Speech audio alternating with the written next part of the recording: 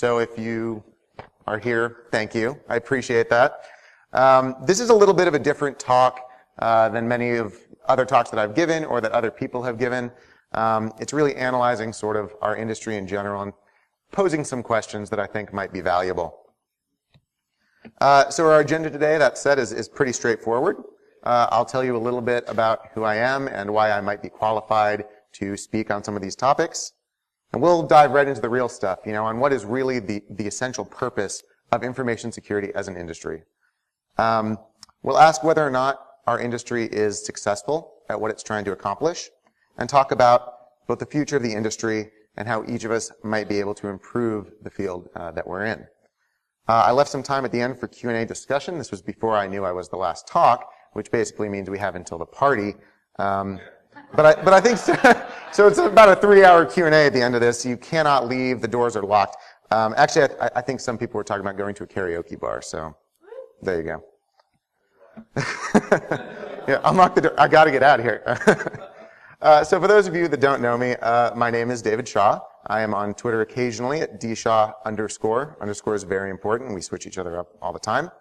I am the Chief Information Security Officer at AppFolio, a software company in Santa Barbara, California.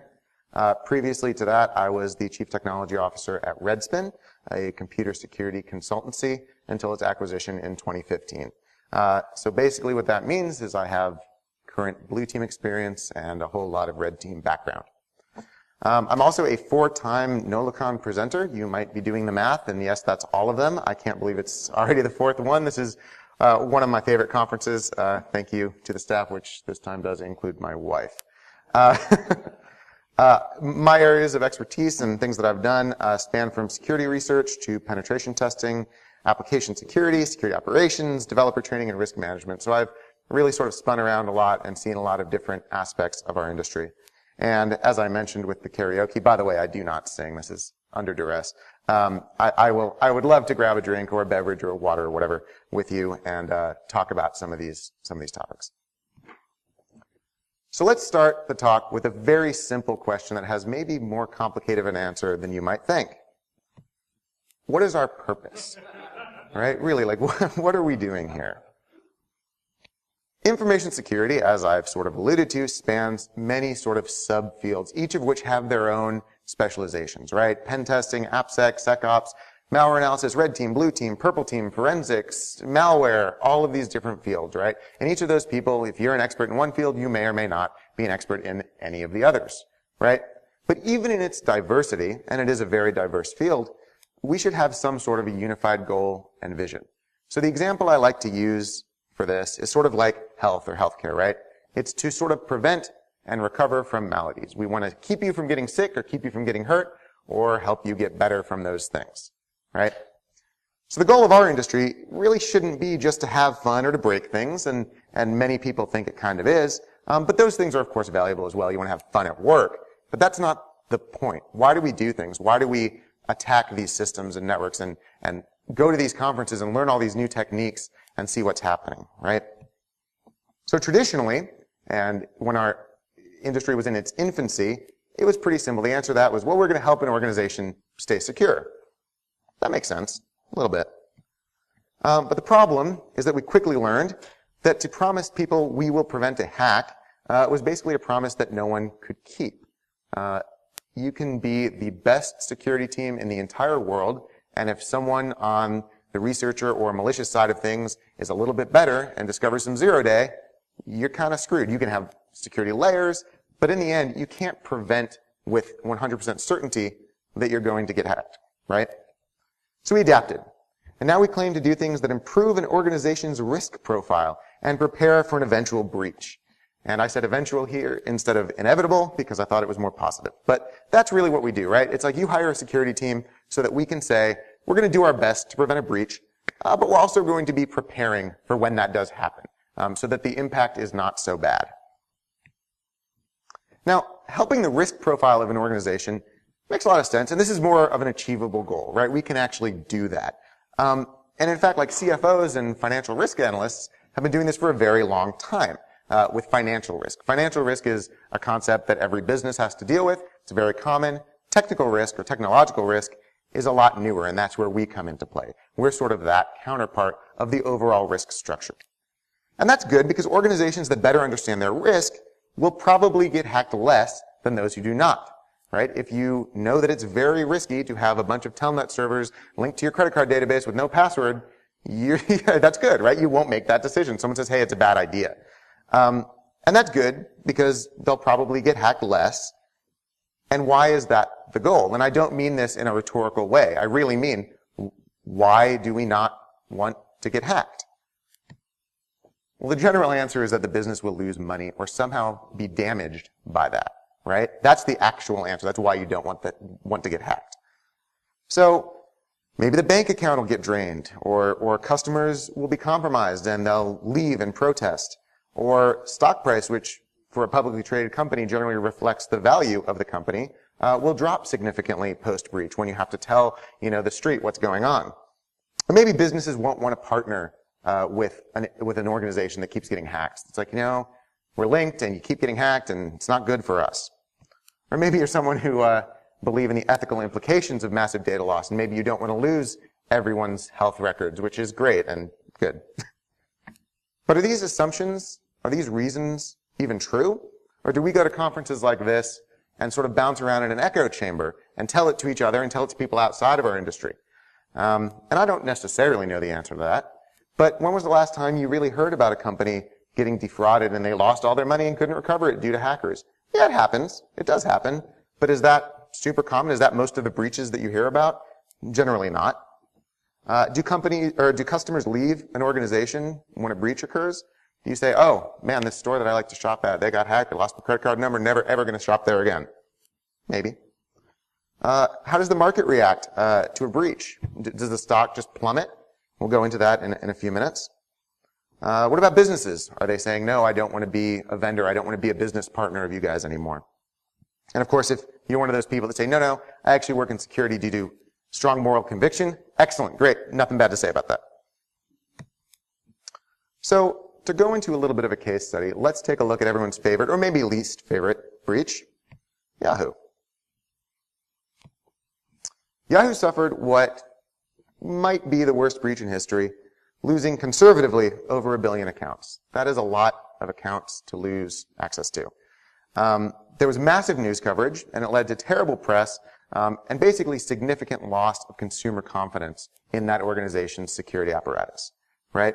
And on top of that, these announcements came at one of the worst possible times for Yahoo, which was actually in the process of negotiating its sale to Verizon. And I'm sure many of you are familiar with that. And the reason I use this breach is because based on all of those things, the scale of the attack and the news coverage and the timing, we can say that this is an impactful breach, right? This should make a difference to the organization. So this is a chart that I took when I made these slides from the beginning of 2016 until late April, maybe early May, of the stock price for Yahoo. And there were 2 breach announcements, right? There was one for 500 million accounts that were lost, and another for 1 billion accounts. There's some overlap there. Can you tell by looking at this graph? It's a little mental exercise, and again, I know many of you may be familiar with this case. Can you see where those major breach announcements went? It was right here and right here. First breach announcement basically didn't do anything at all to the overall value of the company. And that's 500 million accounts. And then a few weeks later, I think 7 weeks later, an announcement that 1 billion accounts were earlier lost. Again, first was in 2014, the second was in 2013. And yeah, that went down a little bit. So the stock price did drop after the second announcement of a major breach within 2 months, which is pretty ridiculous to announce those things so quickly. But it took less than a month for the stock price to fully recover. To say, well, that basically didn't happen in the grand scale of things. But of course, there's the Verizon deal. And what about all the executives who are being compensated very heavily in stock, right? Their bonuses and their major net worth is in Yahoo stock. So what happened to them? What is the lesson that they really learned? Well, there were financial repercussions. The sale price for Yahoo to Verizon dropped about $350 million. I think actually exactly $350 million, which is 7% of the deal. And that's pretty big. That's a lot of money, right? But if you do the math, you say, okay, well, conservatively, 1 billion accounts were lost or compromised. That's only 35 cents per account. And that's And that's not really that much money. You know, in a deal this big, is that really going to torpedo anything? And yes, there may be some legal repercussions for Yahoo, basically because of the whole cover-up thing, which we're not going to get into. That's not the purpose of this talk. And Yahoo's head counsel did resign, and Marissa Mayer did lose some of her bonuses for last year. And it's like, okay, well, that's not good. But then when the deal went through, she made $186 million. So again, what's the lesson that you're learning here? It's like, well, yeah, we can get hacked and we can cover it up, and I'm still going to make almost $200 million. I mean, that's probably not the lesson that as a security industry, we want people to take from something like this, right? And it's not just Yahoo. I don't want to pick on Yahoo. It's just a very poignant breach. The pattern's actually very common. Here's Target, right, which suffered a pretty major breach. Can you see where it is here? Right there. It's like, oh, well, there's a little slide after that, but immediately after the breach announcement, the price actually went up. Now there's Home Depot, which, by the way, I mean, that's a pretty crazy stock chart in general, but can you see where in this chart the major breach announcement was for Home Depot? Did they lose all of their customers? People said, we're only going to go to Lowe's now. No, it's right here. Nothing really happened. Stock continued to climb because they're a business and they're doing good work. People like to go to Home Depot. This is Heartland Payment Systems, which is a payment processor. Definitely something that you would think would have a major impact if there's some sort of a data breach, right? And this isn't quite current because they went off the market. But no, it's right here. They took a little bit of a dive in early 2009 when this was announced, and then just steadily climbed to a ridiculous point over 100 later, right? So in summary, and the point of this, and I'm not going to keep showing you stock charts this whole talk, but in summary, security breaches do cause fines, and they do cause PR issues, and they can be very costly. I'm not trying to say that they aren't. But that said, they don't generally impact the overall success or failure of an established business in and of themselves. People didn't stop buying their lumber at Home Depot, right? That's just not how it worked. People didn't stop shopping for Christmas presents at Target. So to assist in this presentation, I sent out basically a very short survey to some security experts in the field that I really respect, and I think that they have an opinion that I would sort of consider valid. And when asked how strongly they believe that the general non-technical public will cease using products, services, or companies that are shown to be insecure, on a confidence scale, they responded with 2.8 out of 7, which is, in layman's terms, not very confident. Basically saying customers aren't really going to leave just because you're insecure, at least not yet. Maybe that's an education thing that we can work on. But in other words, based on these 2 points, organizations that are hit with even the worst breaches may not actually lose value as a company, which is of course the equity, or their customers. Which brings us back to our original question. What are we working towards here? So if we can't prevent breaches, and when we fail to prevent a breach, the result isn't necessarily catastrophic, what is really the purpose of the information security industry? Now, I don't claim to have all of the answers, clearly, but I do have some interesting suggestions from some of the colleagues that I polled. So when I asked what they thought, quote, the paramount goal of the information security industry should be, not necessarily is, leaders in the field came back with some pretty interesting answers. Andy Ellis, the chief security officer at Akamai, said to help businesses make wiser risk choices. And I really like this a lot, because it doesn't say to eliminate risk. It doesn't say to not get hacked. It says to make wiser choices, to be informed on what you're doing and not do things blindly. Daniel Miesler, the director of advisory services at IOActive, said to make it generally safe to do business at a fast, innovative pace. And I like this as well, because it's talking about the role in security actually empowering the rest of business, right? Jason Haddix, head of trust and security at BugCrowd, said to reduce risk to a manageable level. And I thought this was valuable as well, because it doesn't say to eliminate risk. It says just make it so that we can manage it, and we sort of know what we're up against a little bit. So these answers generally conform to sort of the following goal, which I've paraphrased. We as an industry are here to help and to inform. We manage and analyze risk so that businesses can bring in revenue. Businesses exist to make money, unless you're a nonprofit, I guess. Right? So the entire point of them going out and getting a red team security assessment isn't to say, oh, I want to see you melt our servers. We can do that. I think many people in this room, or certainly at this conference, can say, well, I'm pretty confident that I can root any software that might have, serious vulnerabilities in it, right? Okay, cool. That's great. But are we managing that risk? Are we informing these companies? And are we even succeeding in that? Are we succeeding in even just saying, here's where your risk lies? Maybe. When asked how strongly these people agreed with the statement that the information security industry is, in general, successful in accomplishing its goal, the panel averaged 4.3 out of 7 on that confidence scale, right? So that's not terrible. 4.3 is respectable, I guess. It's over half, like something, maybe. But there's a lot of work to be done, right? It's not great. It's like, yeah, we're doing an okay job. So if we look towards the future, how can each of us help our industry succeed? Many of us here are in the industry, or at least tangential to the industry. And is there anything that we can do to really make things better? And I think a good first step, hence this talk, is to remember why businesses need us in the first place. It's not for our own goal of, like I said, melting servers. It's not for just a compliance checkbox, although unfortunately many businesses might think that's the case. And security is a rewarding field. I know from my red team experience that when you pop a shell, like, it's a great feeling. It is very rewarding. And you're like, yeah, I did something cool. And you go to DEF CON, you go to Black Hat, and you go to NolaCon so that you can learn new techniques and new ways to do that. But by definition, we're a support role in organizations. Unless, of course, you're selling security services. A lot of people want to be this guy, right? You want to be zero cool. You want to have weird sandwich placement. And you want to just root TV networks in the middle of the night. But that's not actually who we are. And I speak for probably many people, and certainly myself, when I say that, yeah, when I joined the information security industry, this is what I wanted to do. I wanted to break into stuff. I wanted to be cool. I wanted to learn. I did not want to wear those glasses, but that's okay, right? But really, we're this guy. We're trying to say, get out of our Gibsons. I'm going to wear a headset and, embezzle money, I guess, right? I mean, that's who we are. We're the plague in this analogy.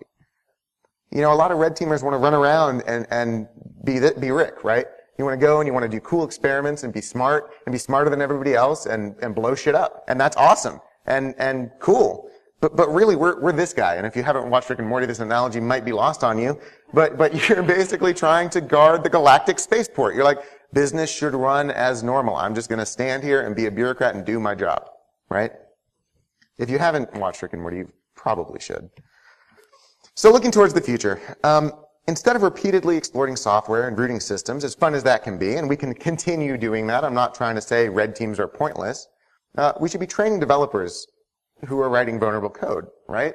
Why do they keep doing that?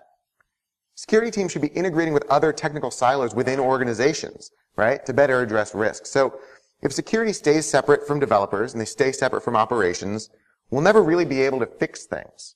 It's going to be the people writing the code that are going to fix things, or, if you're a pessimist, make things worse, right?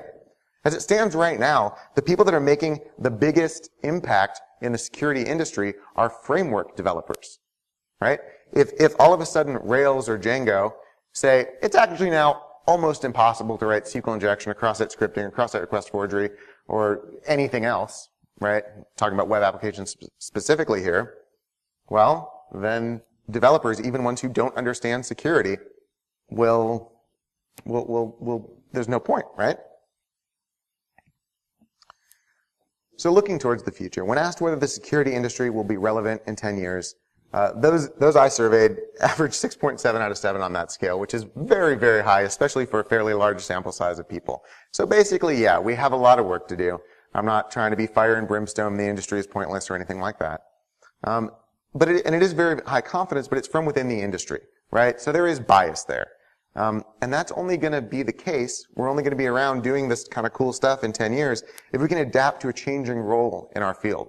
Information security is still in its infancy, and we're just now growing up to be a real industry, right? Not just a bunch of us having fun and learning cool stuff. Our goal here should be to build, not to destroy. So how can you help? It's not that complicated.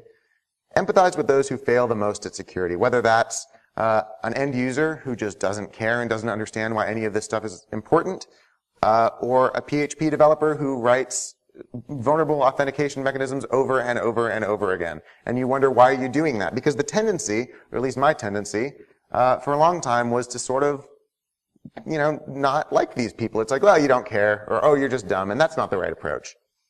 We should be teaching people security. Because in an ideal world, if we're successful, we'd make our own field obsolete, and it's a scary thought.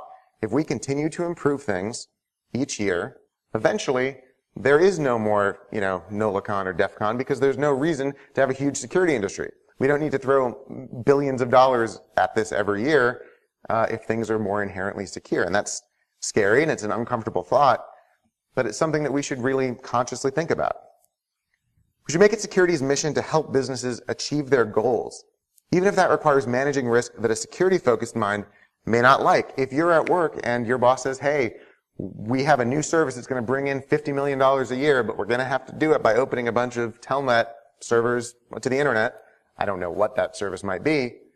You shouldn't say, no, you're an idiot, don't do that. You should say, okay, well, there's a lot of risk involved with that, but if it's going to make a whole bunch of money, let's try to figure out how to mitigate some of that risk and make it feasible. That's our job. We're supposed to help people, not shit on them, right? For lack of a better term. And lastly, we should be thinking critically about security's role and joining the conversation. I said a lot of things in this talk, some of which I strongly believe, others I just think is worth posing the question. I don't know where the security industry is going to go. I don't know exactly where we're going to be in a decade or more, but I think it's worth thinking about and actively participating. So, thank you all for attending my short talk at the end of the day. I know it's been a long day. My slides are online at dshaw.net/nolacon17.pdf. If you'd like to talk to me directly, you can tweet me or send me an email at dshaw@dshaw.net. Any questions, comments, concerns? Do you think I'm totally wrong? I would love to hear that. It might be a strong statement. or am I just going to suffer at karaoke alone? That's my fate. we all have a fate. Yes. Yeah.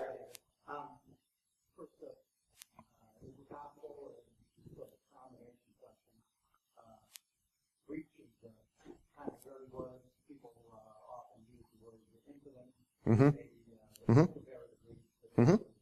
For Home Depot, it was insured. Mm-hmm.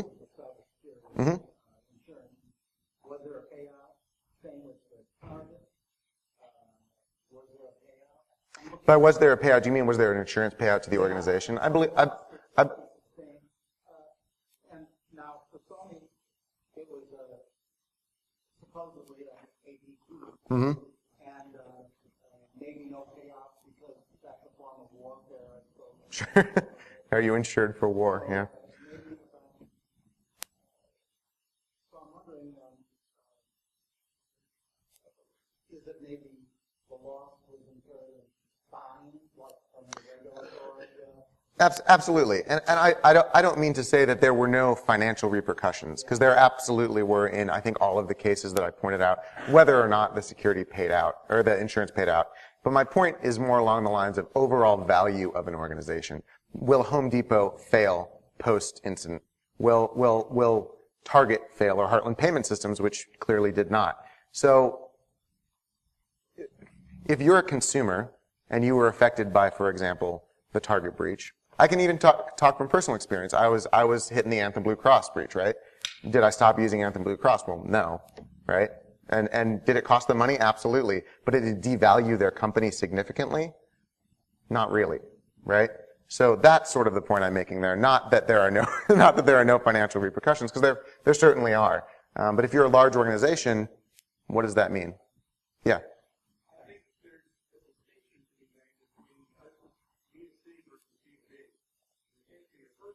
Mm. Mm-hmm. Absolutely. Yeah.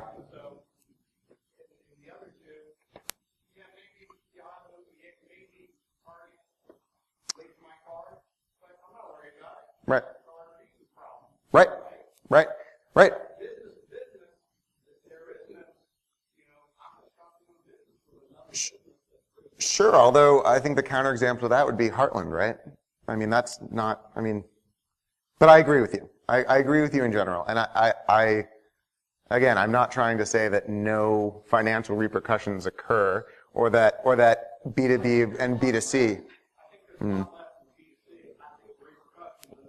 I agree, especially for Yahoo, where you're not even really paying for the service, you are the product. I totally agree with that. Totally agree with that. Right. Yeah. Yeah.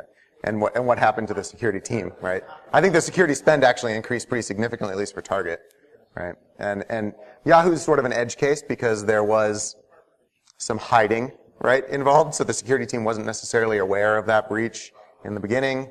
It's a weird edge case there, but it's interesting. Yeah. Yeah. Yes. Over the years, many years ago, they always talked about that a breach could be the end of a small company. Yes. Feeling after looking at the data these days, I mean, can a breach bring about the end of a company? Yeah, so I intentionally sort of said that the major breach is not necessarily the end of an established company, because I do think that if you're a startup and you get a bunch of users and then you have to tell all your users that you've lost all their information, that's probably going to be significantly more impactful, right? I don't have data offhand on sort of smaller breaches like that, but I think that basically any business process hiccup for a small organization can be much more impactful, right? Even a sales pipeline issue, right? It's an interesting question because many small, especially startups, especially funded startups, are focused so much on acquiring users and acquiring additional funding that they don't really have a security spend, and then they get in this weird situation where all of a sudden they're very well, maybe post Series A, they're very well funded, and they go, oh shit, we got to go back and do this, otherwise it's going, But I think it's interesting that somewhere there's a point where Yep. some companies become immune where other companies can actually fail from.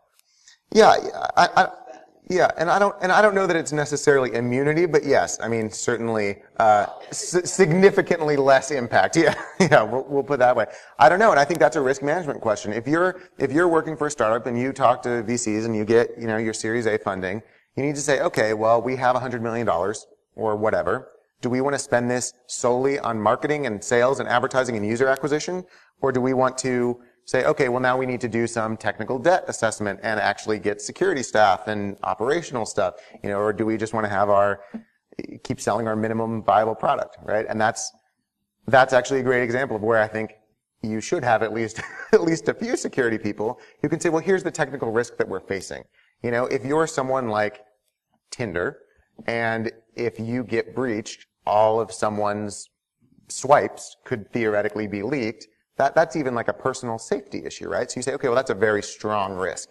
If you're something like, not to pick on Yahoo again, but if you're something like Flickr and you're like, yeah, I mean, then it's like, well, if we get breached, are people going to freak out?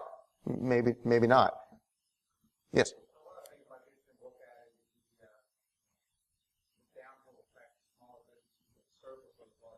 Mm. Mm-hmm. Mm-hmm. Right. Right.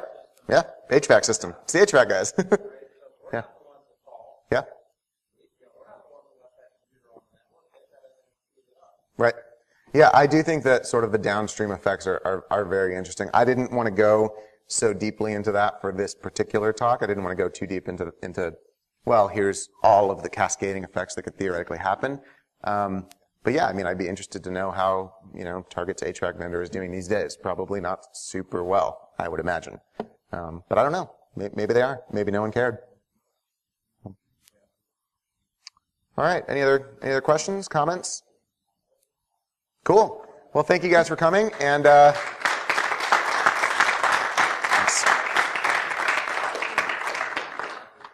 Rob asked me to remind everyone that the party begins at 8 p.m. tonight here. Brown coat band goes on at, I think, 8:50.